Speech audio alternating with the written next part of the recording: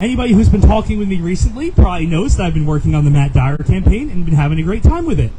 Instead of talking about what I talked Woodbury with, I think he's going to be a great voice for the people, and I think he's really going to speak truth to Hartford and who needs to hear it. Here, I think I just want to talk about how we all know politics is important, and we all know getting involved is important, but we also know it can be draining, it can be tiring. So I think there's really something to be said for finding the candidates, the people that we believe in, the things that make us excited and empowered and feel ready to do this and take those opportunities to make change. Find those candidates that you're like, yes, this is something I can be part of, and become part of it. Find out how you fit in there best to make a difference. And with that being said, I think Matt's creating a lot of that energy right here in Northwest Connecticut. So Matt, would you like to come speak?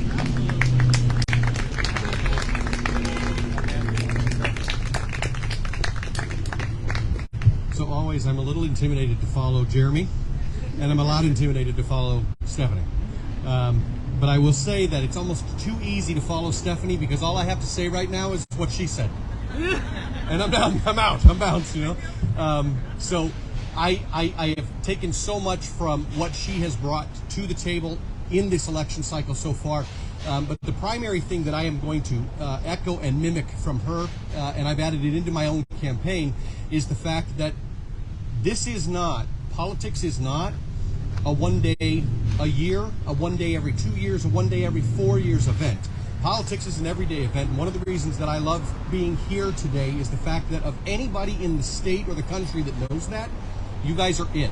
113 weeks straight, you guys have been here making sure that this is something that is not going away. It's not a voice. We're not stopping with talking about Black Lives Matter, about the fact that justice for all matters, about the fact that systemic racism exists. We're not ignoring that. We're not stopping it. It's not going to go away just because the week happens, we're out.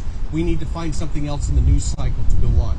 So you all are aware of that fact and the fact that we are participating every day, every Sunday, every week. And I can't tell you from my perspective how humbling it is to see that right here and to watch it happen. It's vital.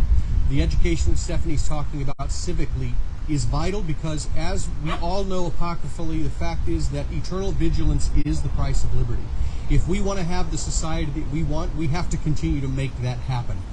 One of the things that I've had a problem with in terms of talking about change is that change kind of implies there's an ending point. There's a place to stop. We can't stop. We have to continue every election to put the people in that we want to be in. We can't just lazily say, well, this person was in last time, good enough, they didn't burn the world down so far. Every time we have to look at what we have to do. Again, Stephanie Thomas raised this issue at the convention. The fact is that there was one DTC statewide that asked her to see her resume when she came out. That's not the way that we need to vet our candidates. We need to know who is running it. What do they believe in? What do they stand for? What do they think? What are they going to vote for? Which is the biggest key. I don't care what they're saying. What are they going to do? What are those actions that are going to speak louder than words? And so I think so much, and I think so much of all of you every time I'm thinking about the candidacy and what I'm doing on my campaign. Tragically, I don't have Southbury in my district, but I wish I did, because this kind of energy is something that's so easy to feed off of. And this kind of communion and connection is the stuff that allows people like me to get in and say, you know what?